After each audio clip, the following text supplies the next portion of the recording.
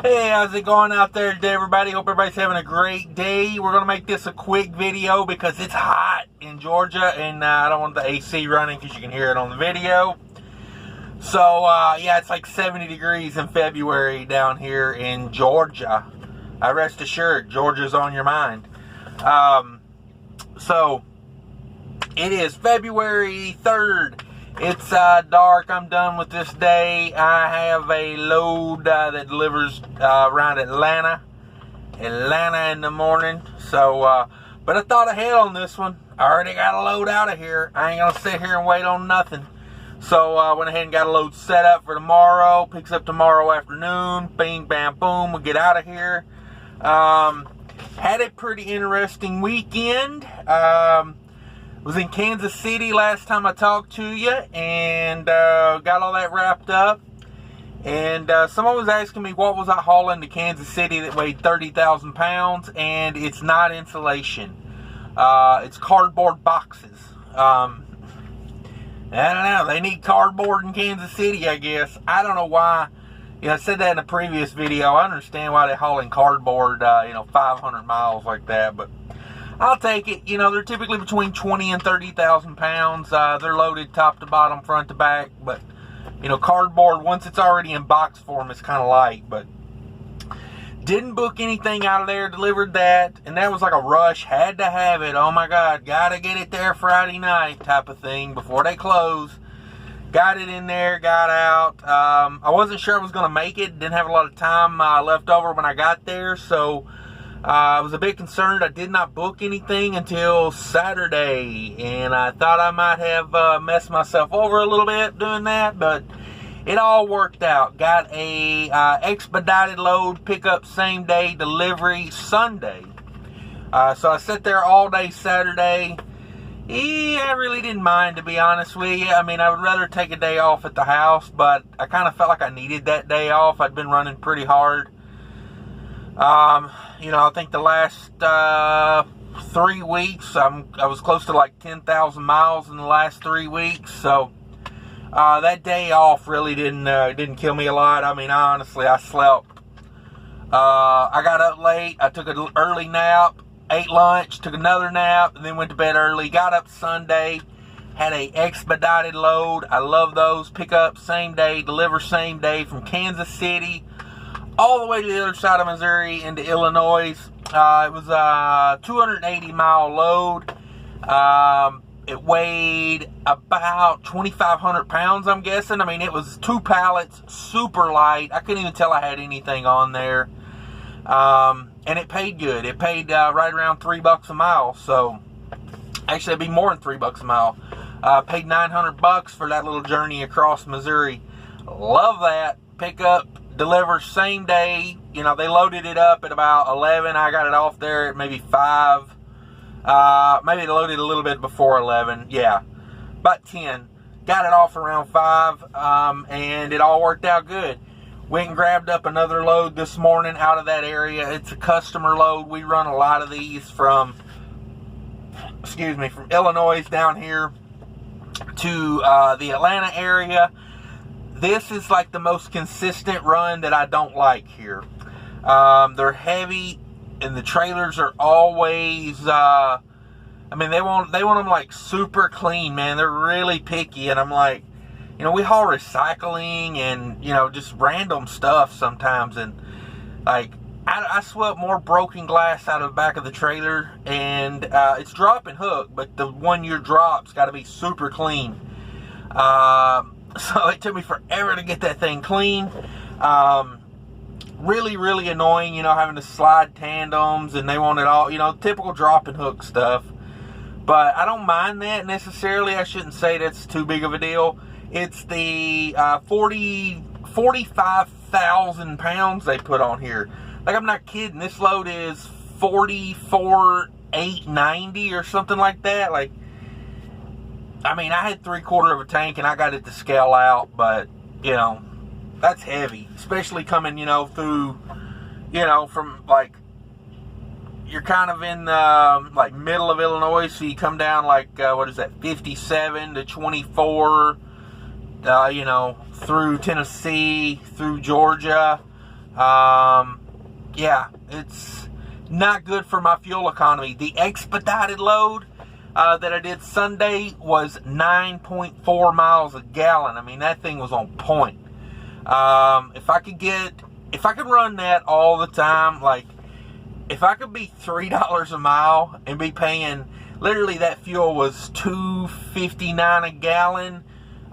You put on, 9.5 miles a gallon almost on that. You're talking like 26, 27 cents a mile on fuel. Yeah, I'd be really rich really quick. It'd probably take me about 5 years to, if all loads went like that. If you could make, ballparking it, $900 a day and spending, what would that be? Like, say it's 30 cents a mile on, 300 miles. So you make $900 a day and you spend $90 in fuel. Oh man. That would be sweet. But yeah, so we're going to run this down here. I already got a load out of here. Like I said, it comes out of Atlanta. So, I don't know. Kind of got to tweak shoulder a little bit. Got to tweak back a little bit. Like I said, these dropping hooks on these heavy loads, man. These guys don't know how to drop trailers. I told them they need to send out a company-wide message on the Qualcomm that says, you call it dropping a trailer because the trailer should actually drop some when you let go of it. I mean, I've seen them at the yard be, I got brand new tires on here, and I've seen them 3 or 4 inches above my fifth wheel, and I don't know who likes cranking on a trailer that much. They've got to be, cranking them up, and I'm like, I don't know. I tried to explain to one guy, that's why you have a dump valve, and, excuse me, that was actually a lady that, she didn't even know what the dump valve was. I don't know. She was a company driver, I do believe. Yeah, she didn't even understand what the dump valve was for. I'm like, that's why these trailers are dropped a mile in the air, because you're not, you're setting them way up high for everybody. Real fun stuff, but that's what we did over the weekend. Made some good money with the expedited load. Then jumped over on this. Meh, this pays okay, but it's not as profitable, obviously, because it's heavy. It doesn't pay $3 a mile, But anyway, the next order of business here, I ain't really got too much else to talk about, but I did this. BOC Enterprises tagged me on this Get to Know a Trucker thing, and so I'm going to run through this real quick. Thanks, BOC, for the homework. You're the man. I did learn something about the guy. He used to be a strip club DJ. That's what I always wanted to be when I retire. So, he was living the dream, probably before I even thought of it. But yeah, so it's 10 questions on about, you get to know a trucker. The first question, what was your first car? My first car was a 1988 S10 Chevy Blazer. I saved up all summer, worked a crappy job at a upholstery factory, and got that car, and I think about 2-3 weeks after I got it, the engine blew in it. So, love those Chevys.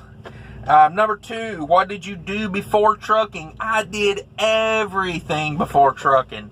Let's see what all I did. The main thing I did before I worked in trucking, I worked at a Carrier air conditioning plant. That was the last thing I did before I went into trucking. They shut down, put 1,300 people out of work, and I said, you know what, trucking's probably a little bit more stable than factory work, because they moved that factory to Mexico and put 1,300 union people out of a job, so they could get it done for $2 an hour in Mexico. But yeah, I did a little bit of everything. Mowed grass. I mean, you name it. I was around about, just do anything.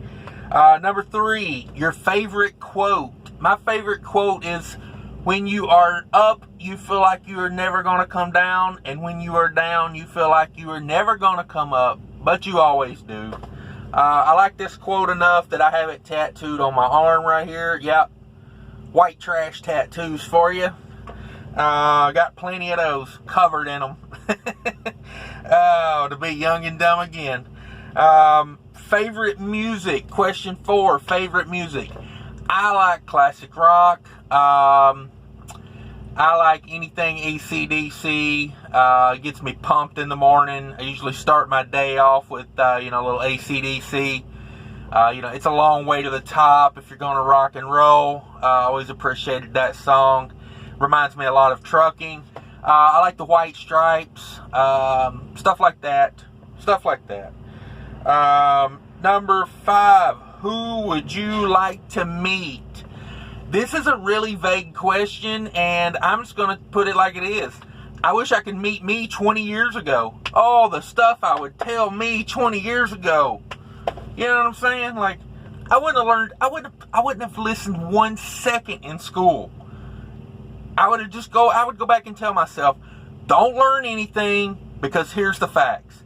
You're going to have a phone in the future that's going to tell you everything.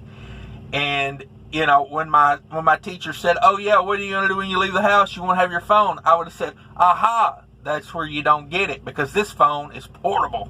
Ha! So that's what I would do. I would go back and meet me 20 years ago. I'd tell me to invest in Apple and Google, and don't do any homework in school. Absolutely fail everything. Your phone will tell you everything in the future. Spend your entire time flirting with the girls. And that's pretty much what I would go. That's who I would want to meet. Me, 20 to 25 years ago. What truck do I drive? I currently drive a 2018 Peterbilt 579. It is a mid-roof with the fairing on top. It's not the ultra loft. And I'm currently saving up to buy a truck because leasing a truck from anywhere is expensive. And I feel like when I own trucks, I don't have to work as hard. Paying a lease payment is expensive. What truck do I drive? What do I like most about trucking? Opportunity. That's what I like the most about trucking. You can be anywhere doing anything, and there's a trucking job to go with it. And if you play your cards right and you don't let yourself get taken advantage of, it's probably a pretty good paying job. Just a few of the jobs I've had in trucking. I've been OTR, I've been dedicated, I've been local, I've been food service, I've done container work, I've done seasonal UPS work. What else have I done? LTL line haul, owner operator, lease purchase, which I wouldn't recommend that one, but for the most part, there's so much opportunity, so many things you can do. What do you like most about trucking? Number 8. What do I like least about trucking? What do I like the least about trucking? Probably traffic. Most people go to work every day and they don't have to deal with the public while they're at work. They may deal with the public in the sense that they're their customer. Like if you work at T-Mobile, you're going to have to deal with the public because they're going to come in and want phones and whatnot. Trucking, you deal with the public all day and they are not your customers. So therefore, there's no sense of, social graces, I guess you would say. That and the predatorness of trucking companies. I don't like that either. A lot of trucking companies just want to screw everybody over once and then move on to the next guy. Screw him over, pick a girl, screw her over. Pick a guy, screw her. It's just a revolving door of, boots to the butt, as they say. So that's what I don't like. Traffic and, predators in the trucking industry. Number 9, what company do you work for? Currently, I am leased to a carrier, but I consider myself my own carrier. I don't operate in their best interest. I operate in my best interest. What is best for my family? So the day that I don't think they're what's best for my family, I will be moving on. But I keep my business. I'm just, leased to someone else. I've had my own authority before. Honestly, I got my authority. I should probably do a video on that. I got my authority at the worst possible time you could probably ever get an authority in the world. I got my authority in late 2008. And, if you've been alive that long, you've been in trucking. If you was trucking in 2009, 2010, it was not a good time to be doing anything. Basically, we were starting into one of the worst recessions ever. Everybody lost their house, everybody lost their job. It was not fun. So I just never got back into having my own authority. It's kind of like, my opinion on it is, and I probably would, I kind of see myself, I may get back into it one day, having my own authority, but the way I look at it is, if you're going to be one truck, one owner operator, and operate the truck yourself, typically I find it better that you're better off finding a good carrier that has some benefits to it, as far as like fuel discounts, stuff like that. I find it better if you're one truck, one driver operation, you're better off leasing to a good percentage carrier that has some good customers, has some good connections, and can get you better than spot market rates. On the other hand, if you're planning on building a fleet and you're going to hire drivers and you're going to do this, that, and the other, get your own authority. I don't understand these guys building their fleets under other people's authority. Because then you're getting, you're not even getting 100% of the rate. You know what I'm saying? Like, if you're going to build a fleet, you need 100% of the rate, basically, is what I'm trying to say. And so, yeah, if I was going to add drivers and trucks, I would get my own authority. Seems like the way to go about it. That was kind of the plan I had back in the day. I was going to get my own authority, build a few trucks, build a small fleet.